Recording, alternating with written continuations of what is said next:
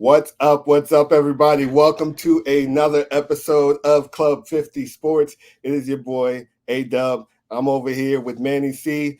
Thank you all for coming out for another episode. We thank you guys for taking the time out. Manny, talk to the people. Let's go. What's going on, everybody? Welcome again to another episode of Club 50. As we'll be here every single week, God's willing, to bring you guys some knowledge. To bring you guys some sports, what we like, football and basketball, a little bit of everything. Some weeks we will tweak a little bit the show, and we'll give you guys some taste of everything. I hope everybody's having some a wonderful holiday season. And just subscribe, hit the like button, and please come and join us, man. We are going to be here every single week, guys. Just another quick note. We do have a special guest who is backstage. We'll be bringing old Marty Marr up soon. But for right now, we're going to get the show kicked off and started with, oh, man, you see me wearing the star, so you know this is going to hurt. The Cowboys just got the wagon circled on them this past weekend. Didn't look like themselves. The Buffalo Bills went up and down the field doing absolutely whatever they wanted against the Cowboys.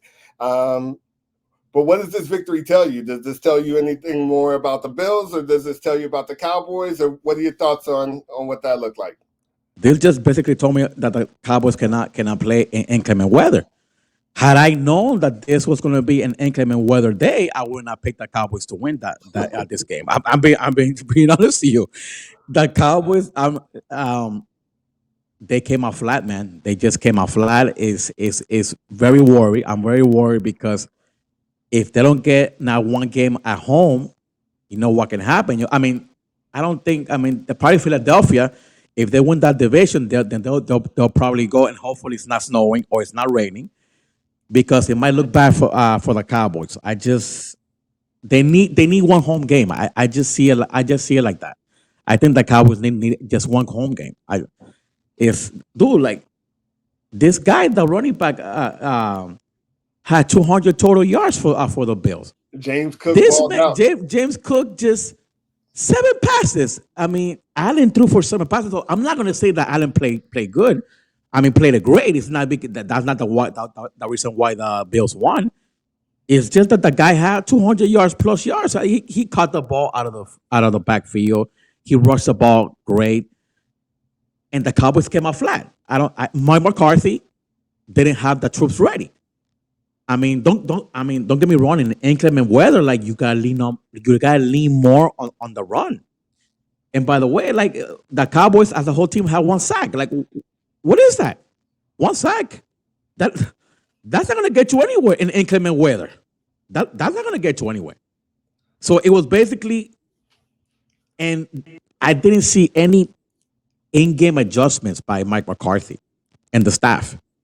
Dan Quinn, I don't know what the hell he was doing, like calling plays. I don't know what the hell he was calling, because you saw that they gashed you.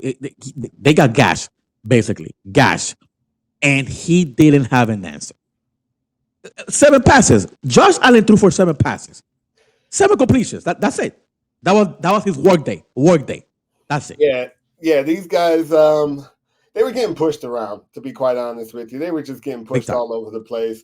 The Cowboys didn't have an answer for it. They didn't even need Josh Allen that game. To be quite honest with you, I probably could have played quarterback that game for them, the way that they were pushing the Cowboys around with the running game. What I really saw is a Bills team that in these months nobody wants to see. They're the most dangerous team right now, Adam. I think they're the most dangerous team in the AFC right now. With the removal of Ken Dorsey from the offensive coordinator position, moving on over to Joe Brady, he's doing a lot more of the balance, and he's leaning on that run game a lot more, and leaning on the run game without Josh Allen instead of Josh Allen actually using the running back, whereas before Ken Dorsey was running quarterback draws quite often. And Josh Allen is the centerpiece. He's the cornerstone of your franchise. You don't need him doing that. this is not his first or second year in the league. He is getting older. I think that it's okay that they peel back and start using the running back because James Cook is no slouch. This kid, as he showed last night, is a dynamic back who can run the football. But again, Cowboys got pushed around the field. I feel like at this point, Buffalo is back on the map. Nobody wants to see that team in December. Nobody wants to see them in January. And Joe Brady, he ain't stupid. Like he knows that this month in January, you need to run the ball. Like in the cold inclement, they play in the Northeast. You need to pound the ball. Like look at this stat. Dak Prescott had 54 yards passing going to the fourth quarter. I'm very sorry, but you lost your MVP race, my friend. I'm very sorry. Now don't get me wrong. 54 passing yards going into the fourth quarter. Nobody was throwing the ball. The truth of the matter is that Mike McCarthy should have been leaning more on the run. Dak should not have been throwing the ball as often as he was. However, once you get behind 24, it's all she wrote. Like you gotta go back. But the thing is that once you fall behind so much, correct, you don't have a choice. The defense have to pin their ears back and be like, okay, we are gonna go and kill him because he's gonna pass the ball. They're not gonna look at. Pollard had like 11 carries for 52 yards. Poor. Like no. Yeah. Like I think the Cowboys are not bad, man. I like the Cowboys. I still think that they could win games. I'm not saying that this is a bad sign. It's not a bad sign. Mike McCarthy needs to game plan. Dude, if you see that it's cloudy outside and it's raining, you gotta tell your OC, hey, I'm gonna run the ball now. Him as the OC, him. You know what, Pollard? You know what, man? Get ready, because I'm gonna feed you. I'm gonna feed you 25 times. 25 times. I'm gonna feed you. Because you gotta keep the defense honest now here, dude. You gotta keep the Bills D line honest. Didn't like the way that they came out. It was not good, man. It was not good. Like they only had 134 yards total and receiving between Gallup, Lamb, and Cooks. Is poor. That's poor, man. Poor. Again, it wasn't a throwing game. They shouldn't have been throwing the football. Dak Prescott, I feel it does take him out of the MVP race just because of how poorly it looked, but it shouldn't have because they shouldn't have been leaning on him that much when it comes to the game. No. But okay, so there goes that. Now, moving on. These Warriors, man. These Warriors. We've talked about them a few weeks now already. I don't know what our thing is with the Warriors, why we're talking about them so much, but I do feel like this needs to be mentioned. There's some things happening in Golden State. There's some things happening with the Warriors. Is there anything that you can pinpoint? What do you think is going on? What's going wrong in the Bay? I think Steve Kerr and Steph Curry, they need to take the initiative to be more leaders of the clubhouse, especially Steve Kerr because he is the head coach, but Steph Curry because this is his franchise. I don't care what anybody says. I don't see him like telling Draymond, "Hey, you gotta relax out there. Like, hey, take it easy." This is his sixth time getting suspended in the NBA. When do you ever hear like a guy like Dwayne Wade, a guy like LeBron James getting suspended like this for multiple violations? Like someone has to come up and let him know, like, dude, what's going on? This cannot be happening. You're costing us victories. It happened. Remember, it happened in the finals, man, when LeBron James won against Cleveland. Draymond got suspended, and it might have costing them the final because man, Draymond was pretty good back then, a pretty good defender. Much younger. He was much younger. He was young Draymond. He was young Draymond playing good defense. He could cover like the whole 5 positions. Now, age has came in now, and I don't see that same Draymond. But like, I don't know what the Warriors are doing. They just gave this man 4-year, $100 million. Like I'm for sure he's not worth that type of money for me. He's not. Not at this stage. Then it's they need to take Steve Kerr needs to be more of a tight fist coach towards his team, especially Draymond, because there's no need for that. This doesn't happen on the Popovich team. I'll tell you that. No, if the why does the NBA have to come out and punish your player when you can do it and be like, you know what, dude, I don't want you here for like a couple of weeks. Get out of here. Go and see attention somewhere. Like you gotta do something about your behavior because this is not normal. Like what you know who he reminds me of a young Ron Artest. He reminds me a lot of that. At least Ron Artest was young when he was doing this. Draymond is. Oh, that's true. Yeah, that's different now. Yeah, Draymond is old now. No, yeah, Ron he's Artest, older. later on in his career, at least started playing a little bit more. Of course, still aggressive. He was still that guy who would get in your face or whatever. But he was smarter about it than he was when he was on the Indiana Pacers as a young guy. How is Draymond Green going backwards is my question. And how is nobody holding him accountable or him not taking ownership of his own actions? Yeah. And then some things that just pops to me also is the Warriors offer Klay Thompson a 2-year extension for $48 million.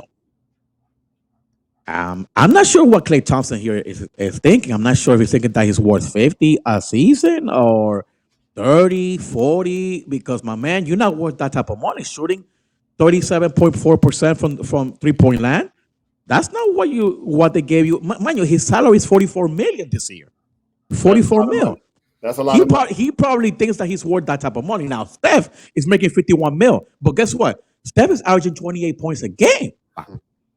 That's a number one option. Klay wants to be paid as a number one option. I'm sorry, but you're not a number one option. Not in a good team, not in Denver, not with the Lakers, not with Boston. Like not with Milwaukee, he's not a second or first option.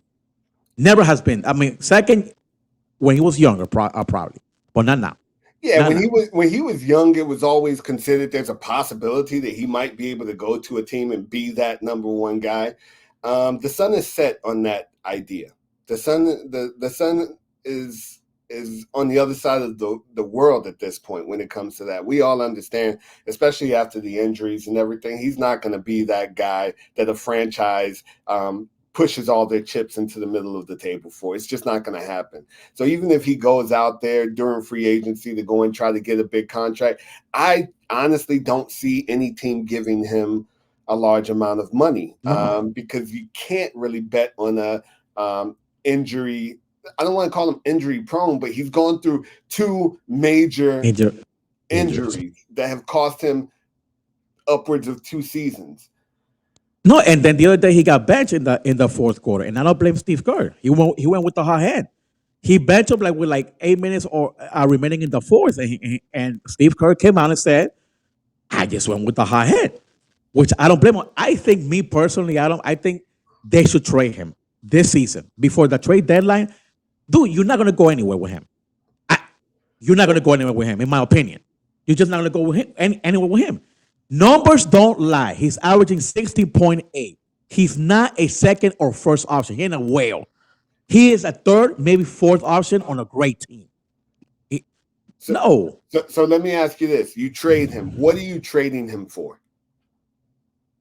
I gotta get draft picks. I'm probably swapping him for an okay player and some draft picks because you're not gonna get an onslaught of good players. This might be a little okay player for an okay player, or draft picks. Like you could get maybe maybe a first or a second round pick and then a player, But I think this is the perfect moment to start building the franchise, to put it back to build that Warriors back up, and maybe I will probably even package in Wiggins. Wiggins has not been the same since the NBA Finals. Since they won the NBA Finals, 12.6 on average. So that's not good. Are you going into rebuild mode around Steph? Is my question. Is that look? I don't think Steph Curry, being his age, wants to go through that, and I feel bad for the guy. But with this team that they have, they're not going anywhere, man. They might even play. I might even go and say I might even go as far as saying that they might be playing in for like a playing tournament. They might be playing for the playing tournament. Is this what I see the eye test? It's just now you have Draymond suspended indefinitely. You don't even know when this cat is going to come back to play. Correct. You don't have no idea. Just a few stats on Draymond. This is surprisingly only his fourth suspension. Fourth. However, over his career, 163 technical fouls. That's a lot. I'm surprised it's not more because he's probably deserved more. 19 flagrant fouls, 17 ejections, which I also thought 17 ejections. I thought it was going to be higher than that. Over $1.4 million roughly in fines that he has gone through. I'll say this piece and then we can kind of put it to bed. Draymond's got to be a smarter player at this point in his career. I'm not saying that you can't be aggressive. I'm not saying that you can't be that guy, that enforcer person, or that enforcer type of teammate. But you got to be smarter at this juncture in your career. You can't. The punch that he threw, and then he comes back post game and he's like, "Oh, I was just trying to sell the call." No, my guy, you literally threw your arm back, and what he did was extremely dangerous. Yeah, he tagged them. He tagged them. And it was extremely dangerous because you could really hurt a person. If you knock him out, he could hit his head on the ground. You don't know what could happen at that point. And at the end of the day, these are grown men throwing punches like that, and especially with somebody who's not expecting it. It's classless, but it's not something that we don't expect from Draymond, right? We've seen him kick people in nether regions and do things that he just step on people's chests. We've seen just outlandish behavior from a guy who's a veteran. Yeah, reckless behavior. That's basically it. Yeah, he's definitely got to get better. And at this juncture in his career, there's no reason why Steve Kerr or any of his teammates should be trying to talk him down. He's not a kid. This is a grown man, and he's just got to be a better teammate. He's got to be a better player than what he's shown himself to be. So at this point, really happy to introduce our first guest on Club 50 Sports. We're about to bring him to the stage right now, and can't wait to see what he has to say about many different topics related to sports, of course, because that's what we do. Here we go, Mr. Marty, coming to the stage. Marty Marr. Marty Marr, welcome, man. Welcome to Club 50 Sports, man. Look at that. We got a celebration and everything. That's what I'm talking about. Right. How you doing? Very good. Very good. Awesome. So let's kick it off. Want to hear what you think. We've got some players on the move. Big contracts being thrown around here, big money. But who do you think will have the larger impact for their new club? Ohtani with the Dodgers or Juan Soto with the Yankees? Who's it going to be for you? What do you think? So I think even though Ohtani is clearly the better player of the two, I think the bigger impact is probably felt in the Bronx with Soto, just because they're not a playoff team. They finished far out of the playoffs last year, whereas, the Dodgers are right, as they are every year. They won it in 2020. They're always in the mix for the World Series. The Yankees are nowhere close to that. But that being said, the Yankees, I think, still, they got to address pitching. It's great. It's all fine and good that they have Garrett Cole, who was the Cy Young Award winner last year in the American League. But, after that, Severino, free agent. Montas, free agent. Michael King, who pitched exceptionally well down the stretch, he was sent to San Diego as part of the Juan Soto trade. So, you don't know what you've got in Carlos Rodon. Schmidt, I don't know, maybe. Nestor Cortez, who knows? They've got a lot of questions at pitching. So, Manny, what's your idea? Are we going with the multi-use Swiss Army knife Ohtani, or are we going with Mr. Soto? Man, the thing is, I'll probably give the edge to Soto, because the thing is, he's not going to pitch. He's not going to pitch. Ohtani is not going to pitch next year coming up. That's a very So good point. for this year, I gotta give it to Juan Soto. And remember, it's a rotator cuff, so I'm not sure how healthy he's gonna be next season. And the Dodgers, they do have a better team around them, a better lineup in my opinion. I just think I gotta give that edge to Juan Soto on this one, Adam. I have to. I gotta roll with Marty on this one for sure. Gotta give it to him for sure. Okay, I'm excited to see the unicorn. I can't lie. I can't. Yeah. The Dodgers won 100 games last year. The only thing that I would say is I'm not sure how Ohtani impacts winning. The reason why I say that, they never won with the Angels. All of the things and all of the great stats that he had, it didn't necessarily translate to winning baseball. Never made the playoffs. I am gonna just say that perhaps with these pieces around him with the Los Angeles Dodgers, even though he's not pitching next year, I think that the buzz that he brings just being in a city, I'm gonna go with the impact for Mr. Ohtani. Let's go with that. Okay. Even though I spelled his name wrong here. It's okay. Any other pieces that you guys had with regards to that? With regards to these two players being on the move? Marty, now let me ask this to Marty actually. Does this make the Yankees the favorite to win the American League this they year? finished fourth Marty? this year, 82-80. Yeah, I gotta see what Marty thinks about this one. I mean, honestly, I still think, the Rays have had some subtractions. They've, obviously Tyler Glasnow, that trade to the Dodgers and then him signing the big extension there, that's a big move out of the AL East. But the Orioles have a better team on paper coming back, and so do the Blue Jays, just in that division. And then, Texas Rangers won the World Series. Do I expect them to necessarily do that again? Probably not. But Houston Astros, they're always in the mix. They're always in the mix, man. Always. Yeah. So I do think the Yankees, their starting rotation is, Garrett Cole and, hopes and prayers right now. And that's not in exactly, baseball. You need pitching, my friend. Right, exactly. And if you have 4 huge question marks in your starting rotation going into spring training, and it ain't going to get any better from there. Like, it just isn't. I always say this, Marty. In baseball, you at least need 2 and then an okay starter, but 2 great starters and then an okay starter to make a deep playoff run. At a minimum. Yeah, because you also need a bullpen, right? Come on. Yeah, no, and the bullpen, of course. That's a whole other topic. Is you can have, 3/5 of your starting rotation be Greg Maddux, John Smoltz, and Glavine. Tom Glavine.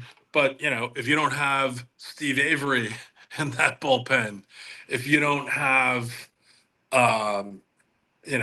Smoltz when he transitioned to the bullpen, correct. You don't have that level of success. So you really do need both. And, but the Yankees bullpen, I think, is going to be okay. But, if you don't have any starting pitching, good luck. I have to agree with Marty on that one for sure. Yeah, it's all about starting pitching and your bullpen. Yeah, if you can't, for sure. If you can't keep people from reaching that home plate, and rounding all those bags, it's definitely going to be a long season, and it already is a long season. It's 162 games, so if you can't stop anybody at the plate, it's gonna feel like 1,062 games with that type of thing. So I definitely agree with those pieces. Starters, bullpen, got to get it right. I don't know how big of an impact one player is going to be with the team that, kind of has a few holes that need to be filled, but we'll see how it goes. That's why they play, right? That's right. Hope springs eternal. Every Yeah. spring training. Yep. So moving on to the next topic, we've got the Bulls are kind of shopping around at this point. They've got a few or a couple of teams that are interested, both being in all the way out west in California. Do you think that it's time to part ways with LaVine, or is it also just rebuilding with the Chicago Bulls? What's going on there? I mean, look, I mean, it's unfortunate that LaVine is hurt and is going to be out for at least another couple of weeks, I guess. But I've had these discussions with my buddies up in Chicago where I grew up, and I mean, what? Who's gonna pay for that contract? Who wants that? He doesn't. I mean, like, could you, like, what somebody asked me, like, oh well, he'd be good. He'd be really good for the Heat, and I laughed at him. I'm like, he wouldn't last 30 seconds on that team. He doesn't play defense. Yeah. He's not he culture that's for sure. So, like, I mean, is there a market for him? I'm not convinced there is, but at some point somebody's going to want to have an expiring contract. So, I'm sure something will pop up, but yeah, I mean, the Bulls are a colossal disappointment. I mean, I know, they played well. I went to both games down here in Miami. They played well in both of them. They won one of them, and they were a Jimmy Butler game winner at the buzzer away from winning another one potentially. And then they won in Philadelphia the other night. But there's just, they're at best a borderline play-in team. And, what kind of assets do they? I mean, DeMar DeRozan is still a good player, but I mean, what else do they have? I mean, they have Andre Drummond, Alex Caruso. Oh no.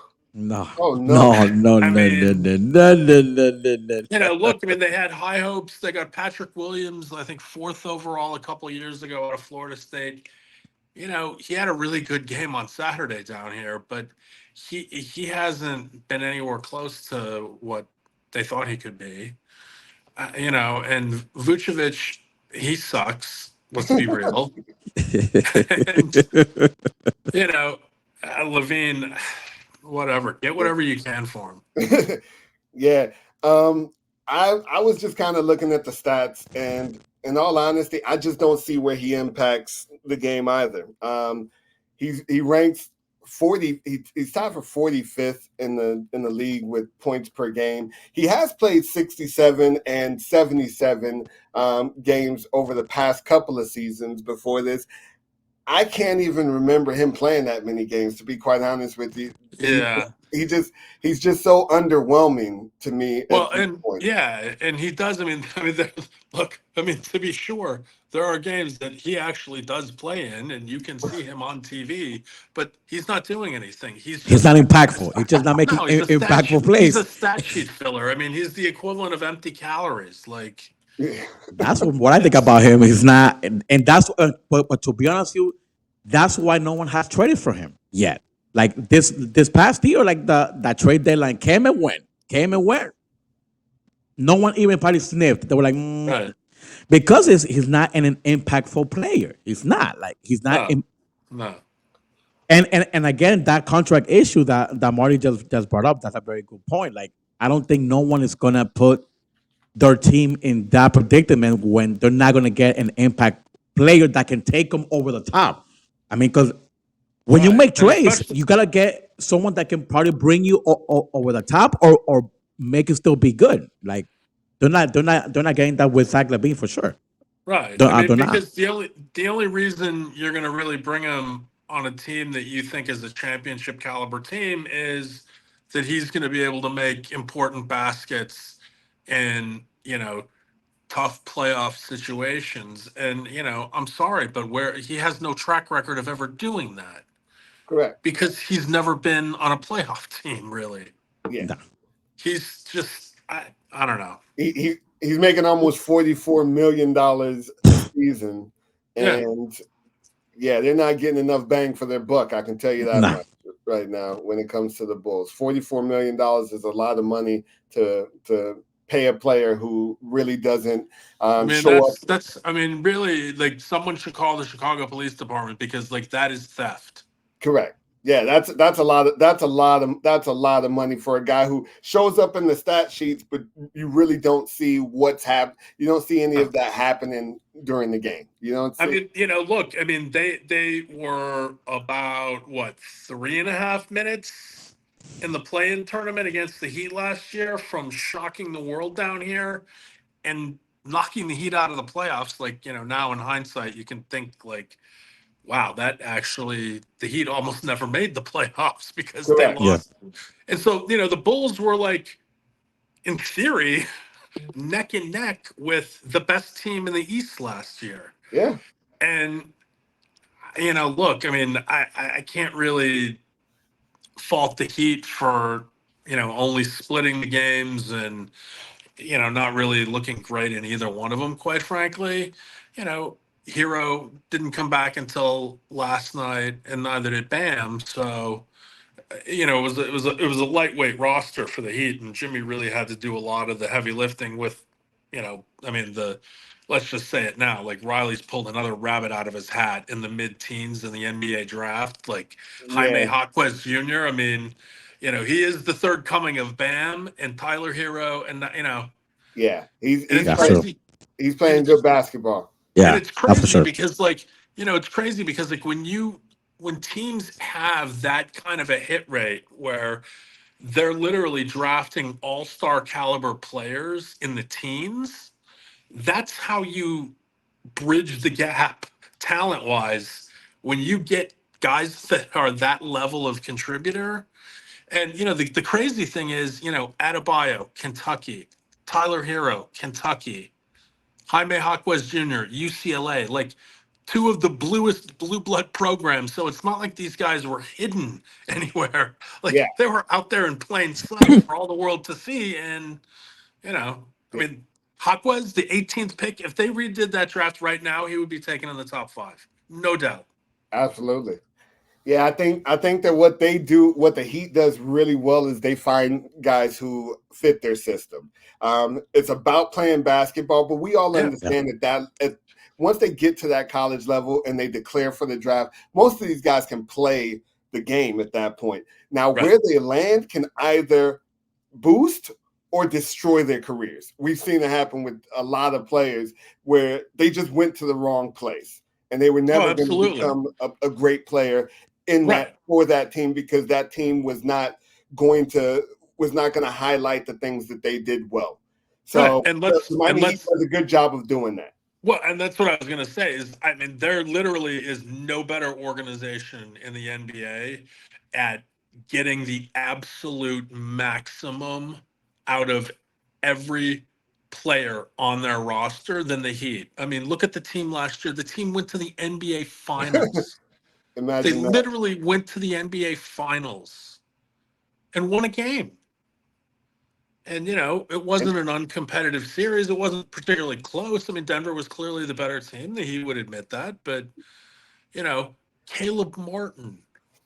Like, I mean, and it's just these guys, it's like they fall out of the sky. Yeah, Caleb Martin, Gabe Vincent, who got a contract from his play in the postseason. Max Strus, who also got paid a nice contract because of the way they played. The Heat set people up. They might not be able to pay you, but they do set you up for a payday somewhere else. Absolutely. Hey, you know what? You can't pay all these guys that type of money, but you can show people that you can play at that level. And we did all of that, like you mentioned, Marty. We did that without Tyler Hero. Tyler Hero got injured. What was it? I think it was the first series. The first series, I think it went down. The Bucks series. Yeah. So he broke his wrist in game 1 of the Bucks. Yeah. So the Heat doing big things, and wherever Zach LaVine should go, hopefully I hear more from the guy because again, I really haven't heard Crickets, yo, anything from him. crickets. Hey, he can go wherever he wants. Just don't come to Miami. Yeah. Hey, listen, not for that contract. I can guarantee you, Pat has no interest in unless Chicago pays for a majority of that salary. Yeah. And by majority, you mean 100%. All of it. We'll take him for free, maybe. I mean, 15th man on the roster, maybe he would be of some use. Exactly, but not for $44 million. After the show, I'm actually going to call Chicago PD so that they can be on the lookout for. Thank you. The citizens of Chicago demand as much. All right, my friend. So moving on to the next topic, we're going to go to the NFL. We're going to move on to some football now, and the question is: has Justin Fields shown enough to remain the Bears' franchise quarterback? Now, I know that this question might be a little bit loaded, but I'm going to kind of throw this out there. Marty, you can go ahead and kick us off with it. So this is really tough, as you can probably surmise by my headwear. I am a huge Bears fan, having grown up in Chicago. I can give you the name of any player on the 85 Bears if you give me their roster number. We can actually do that later if you want. Anyway, so I think the bottom line is this: has he been great? No. The team is nowhere near great. The team isn't even good. I think the last couple of weeks have shown that they've got a pretty good defense, actually. The offense is still really inconsistent. He had a wide open receiver on Sunday for a touchdown and put it in the guy's bread basket, and the guy fell all over himself and dropped it. They had what would have been actually a game-winning Hail Mary to win the game. Darnell Mooney had it literally in his hands, sitting upright on the field in the end zone. And then he kicked it. So he's certainly getting no help, let's say. He had 2 interceptions on Sunday, and ironically, they were on Hail Marys, one to end the first half and the other one to end the game. So, you take those out of the equation, he had a really good game. The completion percentage isn't what it needs to be, but I think, and we can, I guess, talk a little bit about the draft because, it looks like, even though the Bears are 5-9, not going to be in the playoffs, but not a total embarrassment, they're still going to have the first overall pick because they have Carolina's pick from the trade they did last year. So with DJ getting DJ Moore. And they also did get DJ Moore, which that was the steal of the whole trade. Yeah. So let me ask you this, Marty. If you are the Bears, are you drafting Marvin Harrison Jr.? Yes. Or are you drafting Caleb Williams? Marvin Caleb Williams Marvin Harrison Jr. You will go Marvin Harrison Jr. 1,000%. 1,000%. You will think that Marvin Harrison will elevate Fields' play for sure. I do. I mean, obviously they were teammates at Ohio State. Yeah. And, anybody that's watched college football over the last 2 years can tell you, there's been some amazing wide receivers that have been in college recently, that have just moved on to the NFL. Marvin Harrison Jr. he's a, generational, he's probably going to go second or third overall. For a wide receiver. Yeah. When's the last time that happened? Maybe Peter Warrick when he went first overall to the Bengals in '99. Yeah, so, you don't see that very often. You don't. Yeah. That's true. So that's true. I absolutely. Look, do you sign Justin Fields to Justin Herbert, Joe Burrow type deal? Absolutely not. But has he shown enough to warrant another year of a show me deal? And if you have to, I guess, tag him or whatever. Yeah, I think you hold on to him. I think they need new coaching. because the current coaching staff has shown a complete lack of ability to tailor a game plan around him and feature what he does best. Moving outside the pocket, RPO type plays. They stubbornly try to keep him as a pocket passer, and you see him get hurt all the time. But they need new coaching. Keep Justin Fields, draft Marvin Harrison Jr. And the Bears are still going to probably be able to, if they're going to get Marvin Harrison Jr., they can probably move down a place or two because Caleb Williams is going to go first. That was going to be my question to you as well. Caleb Williams. Do you run the risk of trading back a little bit, knowing that you'll likely still be able to land Marvin Harrison Jr., or do you just take him at that first pick? I think there's two difference maker wide receivers in this draft. I think Marvin Harrison Jr. is one, and the other one I think is Keon Coleman from Florida State.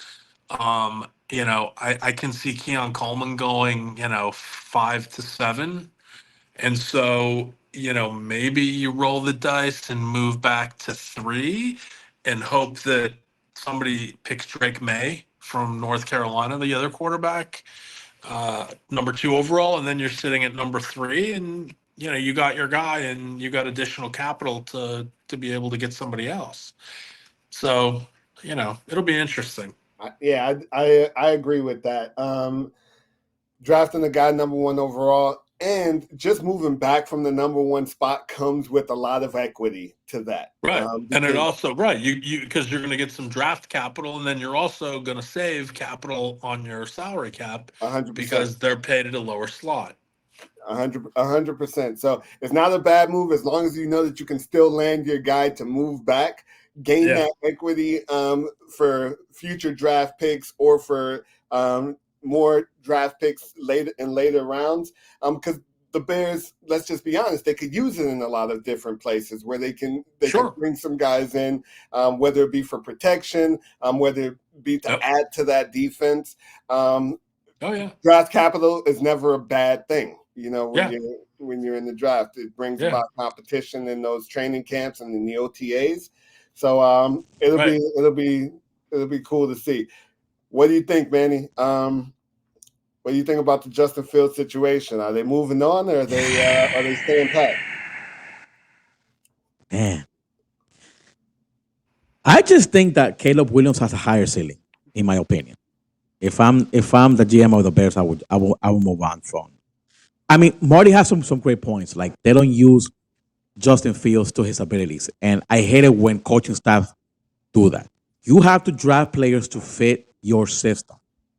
That is what I think that law should be in football. You cannot make someone to oh no, you have to play in my system because it's my way. No. You gotta accommodate them to, hey, what do you like to do? And I do agree with Marty in that sense, but I think Caleb Williams, by watching him, I think he has a higher ceiling today than Justin Fields. In my opinion, I think he has a higher ceiling. Maybe not Drake May. Maybe not Drake May. But I will say no. The Bears have learned their lesson with drafting North Carolina quarterbacks. Okay, they did that once with Mitch Trubisky, and that was That's why I didn't go there, but Mom Hardy. That's why. I don't disagree with you about Caleb Williams having a higher ceiling, but I also think he has a lot lower floor. Yeah. I saw him this year as somebody who was supremely frustrated. Obviously, they didn't have a very good defense, and the defense was atrocious, horribly bad. But every time they lost, he refused to speak to the media. Like, to me, that shows a real lack of maturity. So that's not good. I am considerably less sold on Caleb Williams now than I was last year. I can definitely agree with that. Okay, yeah. I can definitely agree with that, especially when you're talking about having a franchise quarterback, somebody being the face of your franchise, and for them to shy away or just walk away from the opportunity to speak to the media. That's not a good sign. That's not a good No. sign for a kid coming into the league. No. All right. Well, Marty, I want to thank you for coming on to the show. We appreciate you. My pleasure, gentlemen. It has been an absolute pleasure. We hope to have you back on Likewise. again. Absolutely. That'd be great. Thank you. And you're more than welcome whenever you want. We'll be more than happy to chat it up with you. Excellent. But we'll talk to you later. Thank you again. You've been amazing. And Sounds good. You take care of yourself, buddy. Thanks, Marty. Take care, Marty. Thank you for joining us, man. Appreciate Anytime. you. Thanks, boys. All right, Thanks care. for having me. Take care.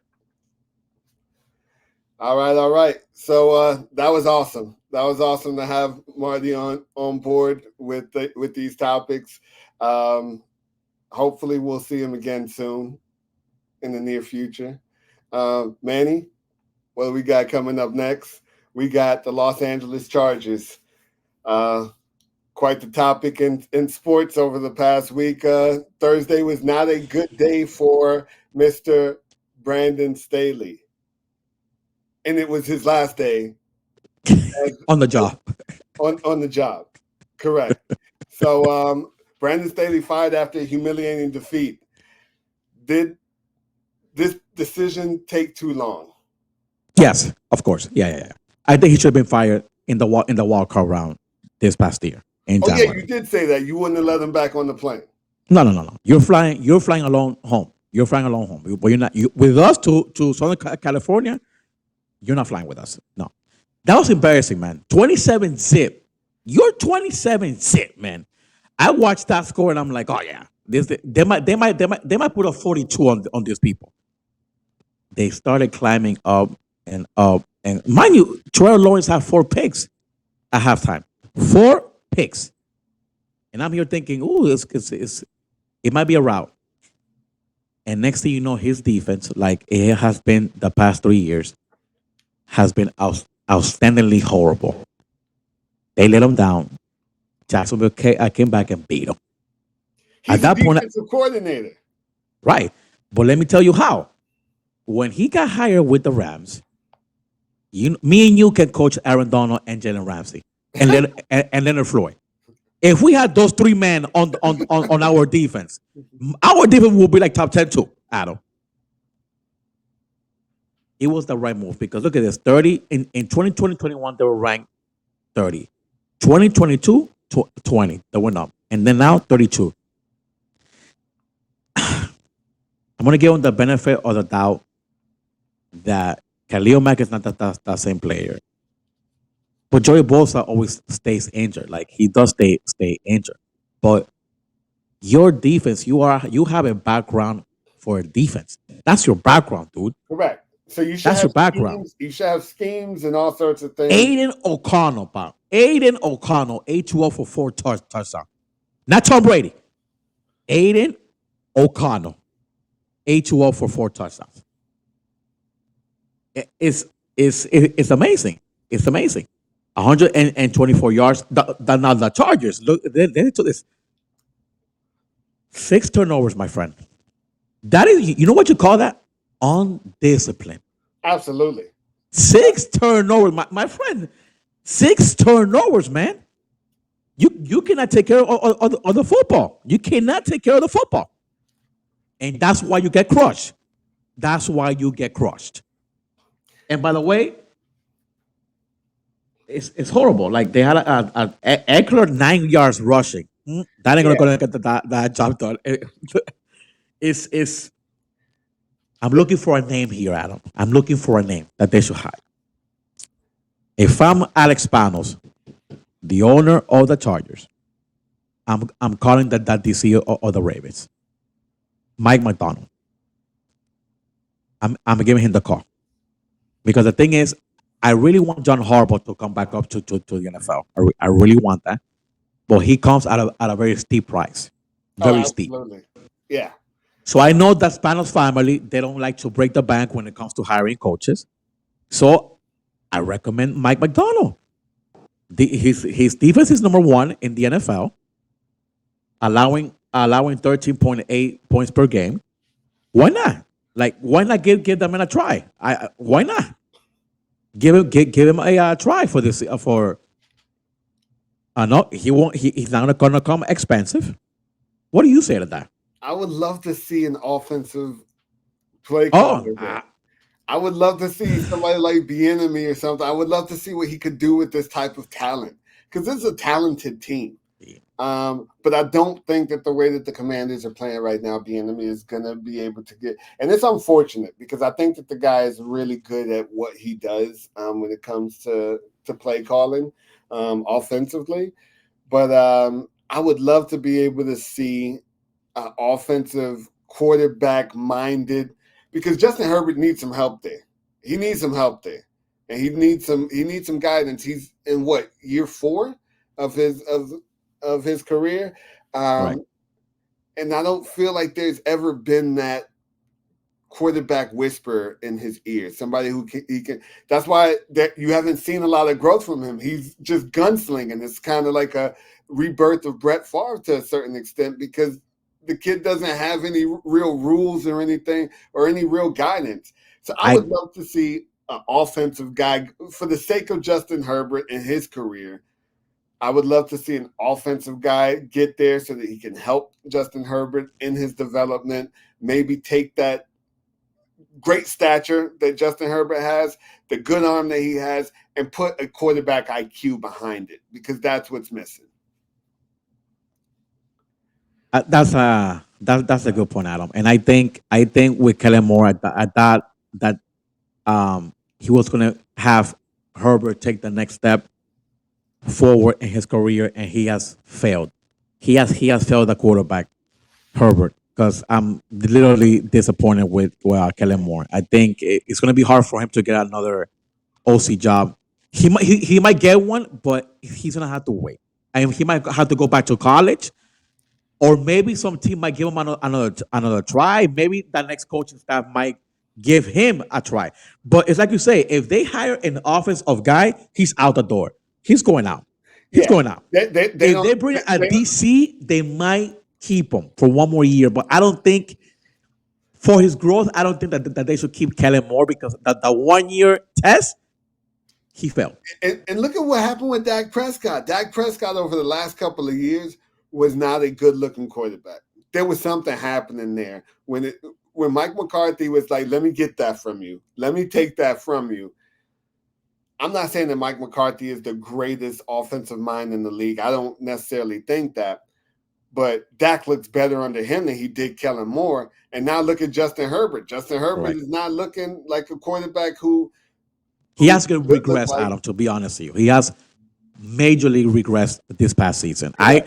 I had high hopes. I had high hopes coming into the season. When they scored like 32 points against the Dolphins, I'm like, ooh, it was high scoring. But then 6-0 the other day. It's bad. And then they get shellacked 63-21. Like it was he was out of the game anyhow. Yeah. But like it's just I'm very happy that the Chargers made that move, to be honest with you. Completely happy. Let's move on and let's see who they hire next. It should be interesting. I wish Sean Payton would have waited out that job. All right. So as we do every week, this is a mainstay. Manny, we've had a week worth of sports news and happenings. What's currently on your mind, bro? Man, I talked about the Eagles, man. About what happened yesterday, man. The Eagles, they're not looking good, man. They haven't cracked 20 points in the past three weeks, man. I'm really Shane Stanking, my friend, that guy from Indy, is looking like a very smart guy these days. Very smart guy.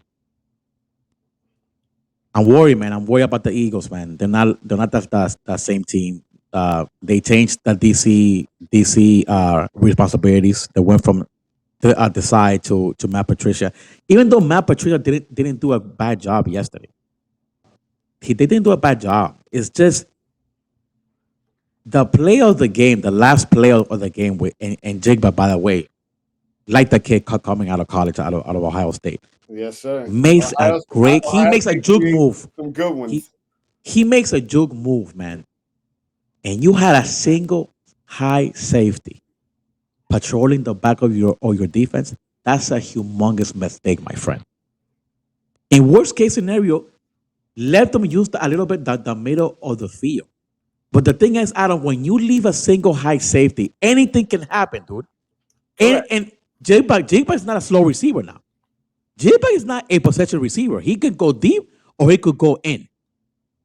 That is where it throws me off. Like, dude, Swift had a good game. He had 82 yards rushing. Now, don't get me wrong. Jalen Hurts was not that great last night. He had two picks, 143. He hasn't been great for weeks. No, dude, and see, like, I cannot believe it. Like, it was.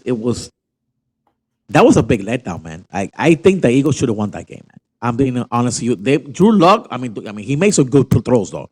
Yeah, Drew that throw to and Jigba was a beast. Like he made a big boy throw. That's a big boy throw. And then I think a couple of plays before that, he throws another bomb to Metcalf between two people. That was like, oh man, he just caught that. Like I was amazed by that catch. The Eagles let another one, but thankfully the Cowboys lost, so they're still there. They're still there to win the division. They have an easy schedule coming up. They played the Giants twice, and they play. Who else do they play coming up again? I believe they might have the Commanders as well. Oh no, they got if they win out, that they win that division. That is what's going to happen. Yeah, they are.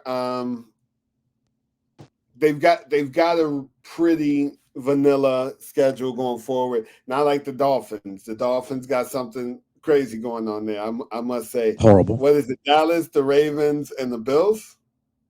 To close out the Bills. I think I'm gonna say this. That game will be for that division. I'm calling it now. That game will be for that division. You see Buffalo continuing on this winning streak here? Yes. I think so. I think so. I think the guy will use James Cook more as the season winds down, because he's a dual threat. He can catch the ball, he can rush the ball, and he's gonna tell Allen, you know what, I'm gonna take the ball away from you and I'm gonna put it now on this youngster's gut. And I don't blame him. The Bills will stay in this trajectory for sure. Again, I was worried about them for some time. What they showed. Me too. We was worried. We was worried. The way they showed up against the Cowboys, we're back. So yeah, I'm looking forward to seeing how they do. You know, we've got a good friend of ours, Mr. Mauricio. If you're watching, what's up? Who's a Bills fan, so we'll see. That was a rematch of Super Bowl 27 and 28, and they got their payback on it. So good for you. Thank you for that. What's on your mind? That's big, and I agree with all of those points there. But now we're gonna do something new. We're gonna do some trending up and trending down real quick. Who's going up? Who's going up for you?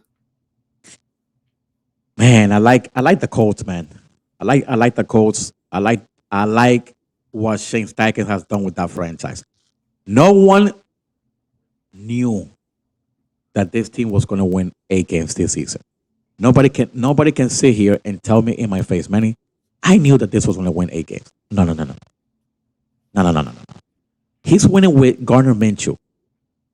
And his franchise quarterback has been out for a long time already, and they have won 8 games. And Cleveland, the Browns, they have a third string quarterback by the level of Joe Flacco, who has not played bad at this season. By the way, who has not played bad. Right, you're right, dude. Like, man, can the Browns actually make the playoffs and the Colts? Man, that would be a great thing to see, man, in January, man. I'm very surprised with those two teams. Very surprised. I'm very surprised. So my trending up is the Tampa Bay Buccaneers. That was going to be my third team, actually. That is actually here my third team. Baker Mayfield seems like he may have found a home. He seems like he may have found a home. This guy is playing some really good football, and he's not blowing the stat sheet away or anything like that. He's winning football games, and ultimately that's what it all boils down to. It boils down to gaining that moxie and gaining that momentum. Don't get me wrong, we all understand that they play in the cellar of the NFC South, which is nothing to write with the Falcons or the Worlds with Carolina, we're having like 50 people in the stadium. You know how it is. Which is a whole nother conversation. They were trying to give away tickets. Guys, please subscribe to the channel, guys. Hit the like button, man, please. And we are going to make you laugh here, man, because we speak the truth at Club 50 Sports. We speak the truth, man. This is facts, yo. It's just facts, yo. So the Saints, and again, the division is not anything that you're gonna sit there and make a huge commotion about. But Baker seems like he's found a home. We were worried about him when he was in Cleveland. It didn't look good. He didn't look good. He's come down to Tampa Bay with Chris Godwin, with Mike Evans, with Rashad White, who is a monster of a player. I have him on my fantasy team, by the way, but that's a whole different conversation. We won't talk about that for right now. But we might start getting the fantasy segment. Maybe not this season, but we'll definitely implement something next season. But for me, trending up, the Buccaneers. Who's you trending down? Anybody trending down? Well, I think you may have just talked about it. I think the Eagles. The Eagles. I have to say they're trending down. They look bad. Or the Broncos too, like the Broncos, man. Like Sean Payne and Russell Wilson, man. They got into it, man. That might be a sign of things to come, man. Hopefully not. Hopefully that was a little spat. Maybe the grown man they'll get over it. But man, that was not nice. Sean Payne got in his face and was not happy, man. This man was not happy, man. Well, I'll definitely say that my trending down is the Eagles. They do not look good right now. Yeah. Jalen Hurts does not look like himself. He does not look like an MVP candidate. It seems like they are reeling a little bit. But, hey, from week to week, that trending up and trending down can change just like our NFL rankings do. So who you got for your game ball of the week? Man, I'm gonna give it to the Bills defense. No, sorry. I'm gonna give it to James Cook. 200 plus yards. Took it away from the Bills defense and gave it to James Cook. They're in the same room. How are you gonna do that? Gotta give it to James Cook, man. He did a demolition job on the Cowboys. He did demolition job, man. 200 plus yards. You better believe I have to give it to him. I just have to give it to him. Matt props for James Cook, man. Big game. I'm going to give it to another running back on another really good team, Mr. CMC, Mr. Christian McCaffrey. I typically don't like to go with the household names, which is what Christian McCaffrey is. Yeah. But this dude had a ridiculous day. 115 yards rushing, 1 touchdown, 5 receptions for 72 yards, 2 touchdowns. Is there anything that this kid can't do? Is there anything that this kid can't do? That's my game ball. 49ers are looking this star on my hat. I'm worried about those San Francisco 49ers. You must be having nightmares with that team right now, cause that team is loaded. The team is loaded. And then you got Godzilla on the left side of that offensive line. What are you gonna do? He's my boy. He's my boy. All right. Well, here we go. Top 5 NFL teams for now. Maybe it's your week. My week. Let's go. What do you got? Number 5. It's Lions, tough. man. It's Lions, tough. man. I'm gonna give it to a Lions, man. 10-4, man. Lions back in there again, just because those Broncos and got Sean Payton mad at Russell Wilson. Yeah, man. I got 10-4, man. They're 10-4, man. They've had a great season, man. I gotta give it to them. You're all gonna have hiccups here and there, Number 4, I'm gonna give it to the Dolphins. I think as a Dolphins fan, I thought they were gonna come off flat. this past Sunday, but Tua showed me a whole different monster about him. He threw a little dime to Jalen Waddle that I was like, hopefully these are good things to come They were for this Sunday coming up against the They Cowboys. were playing the Jets, so stop. All right, move on. but the Jets have a top 10 defense though. Let's not forget that. You know, Sauce Gardner, DJ Reed, these guys are ballers. They're not bad players. All right, they're no slouches. They're no scrubs. No, right, no. Number 3, talk to me. Cowboys, man. Gotta give it to the Cowboys. We're still in the. We're still. Yeah. I mean, I'm gonna show you guys some love at home. Even though the Cowboys are 3-4 on the road and 7-0 in AT&T Stadium, that's why I'm telling you they need one playoff game at home. Give me one playoff game. That's what I want. One playoff game, and that's it. Number 2, I got the Ravens. Of course, they're the best team in the AFC. Hands down. I still like Lamar Jackson. That guy, so he's great. And then number 1. Yeah, the same team has been number 1 for like the past 4. Godzilla, man. When that guy is playing, everything is great for that O-line or the 49ers, man. That is it. 49ers have been stuck there for a little bit already. For a little bit, man. Man. Deservingly so. What in the world? No Buffalo Bills there. No Kansas City Chiefs there. The number 6, the Bills. Okay. I got them number 6. And Kansas City sliding. They're sliding. 7. I put them number 7. I just do not trust their offense, Adam. I cannot trust. No, they don't. I don't trust the receivers. Period. Tony again this week dropping balls, yo. Darius Tony, I'm like, dude, why is this guy not cut? If he was playing for Bill Belichick, guaranteed he would have been cut. Cut. I don't care. Like, don't even show up tomorrow. Don't even show up tomorrow. Yeah. Oh, you won a Super Bowl with us? Don't worry about it. You're still cut. Don't worry. Don't worry. You're still cut. All right. So got some good games coming up, baby. Let's go. All right. So here we go. Let me get this out here. So this week, Browns and Texans. This is a pretty good matchup. You just mentioned Joe Flacco. The Texans have kind of hit a little bit of a thing. Man, I'm just so with the Browns defense, man. They got a top 5 defense in that, dude. God. I love their defense. I love their defense. Man, gotta go with the Browns. That's a no-brainer. I gotta go with the Browns. All right. I'm gonna go Browns as well. I'm gonna go Browns as well on behalf of that defense.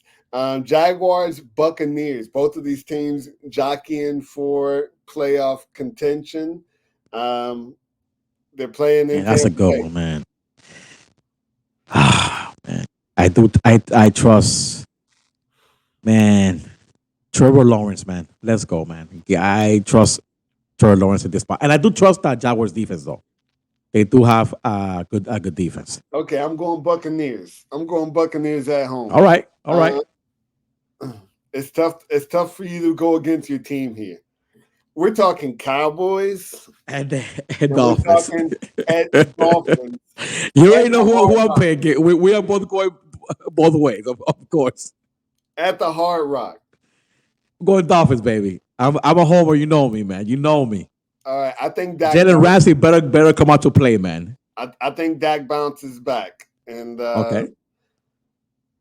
I think they get back on. Last one: Ravens versus 49ers in a rematch of Super Bowl. I forget what Super Bowl it was. Well, it was 2012, I think. 2012, 2013. So, the year that they played in. So who you got? Ravens or 49ers? This is a good one. Man, but they're playing in San Francisco, so I got a man crush with Godzilla, man. I think the 49ers come out on top. It's gonna be a low scoring game though. I think it will be like a low scoring game. 20, I'm gonna say 23-20 will be like the final score on this one. I'm gonna go with the 49ers as well. I think the 49ers are still showing themselves to be the best team in football. But basically, that's number 1 and 2 in your power rankings right there. Yeah, number 1 and 2. One of these teams will drop for the power rankings, just like the Dolphins or the Cowboys. it's gonna be a lot of like shuffling, man, coming up. You are gonna have a pretty hard week next week, man, doing your top five, man. It's been getting tougher and tougher by the week. I can tell you that right now. But yeah, man, another great show. Really happy to have our special guest join us tonight. Thank you again, Marty, for being on the show. Manny, talk to your people, man. Guys, again, like every week, man, we are gonna be here giving you guys new content. We like brought in our first guest, and hopefully we'll bring in some more guests. As the show goes on. Eventually, we are gonna have new segments like the fantasy that Adam mentioned. We are gonna make up new ideas for you guys. Just try to make it fun. We are here to have fun, talk about what we love. Please subscribe to the channel, hit the like button, tell your friends about us, and that's it, man. Happy holidays, Merry Christmas to all of your family members. Merry Christmas, and we'll be here next week, man. We'll be here next week. Next Tuesday, we'll be here again. Absolutely. And leave something in the comments. Let us know something that you might want to see, Yes. maybe a topic that you want to talk about. We'll definitely we'll be more than happy to entertain anything that you feel is going to make the show better. So talk to us. We'll be happy to talk back. But once again, like Manny said, happy holidays to you all. Thank you for joining us, and we will see you all next week. Until then, Club 50, we out of here.